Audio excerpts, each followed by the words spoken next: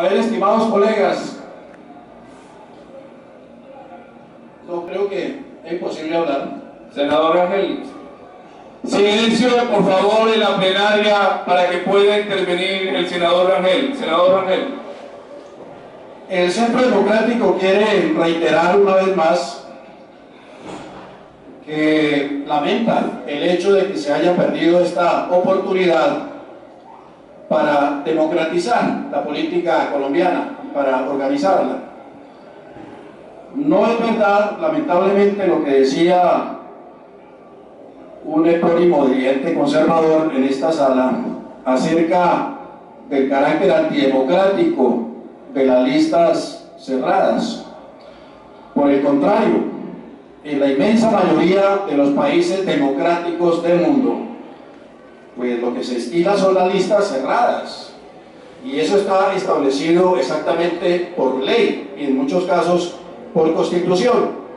Pero aquí se impone el statu quo, y el statu quo en este momento, estoy hablando casi que exclusivamente para los televidentes, nos demuestra que los partidos políticos en Colombia son asociaciones de microempresas electorales cobijadas por una marca que solamente actúa para repartir avales a quienes tienen los suficientes recursos políticos, es decir, redes de clientelas o suficiente dinero, bien habido o mal habido, para hacerse elegir por esa marca que reparte simplemente avales a los candidatos.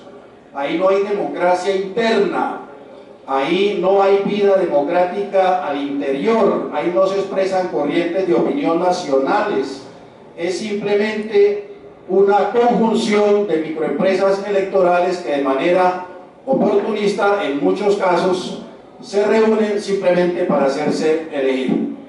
Lamentamos que el gobierno haya perdido esta oportunidad, que los partidos de la unidad nacional, después de haber apoyado en varias ocasiones, en varios debates, esta propuesta de las listas cerradas. Termine, senador, por favor. Ahora le volteen la espalda a esta iniciativa y sencillamente se acomoden como están la mayoría de los partidos y de sus dirigentes, representantes en el Congreso, en la Cámara de Representantes, simplemente acomodados en este statu quo que les permite la reelección con esos recursos políticos de redes clientelistas y de recursos políticos bien o mal habidos en muchos casos. Esperamos una señor secretario, oportunidad para gracias, senador. Señor secretario, lea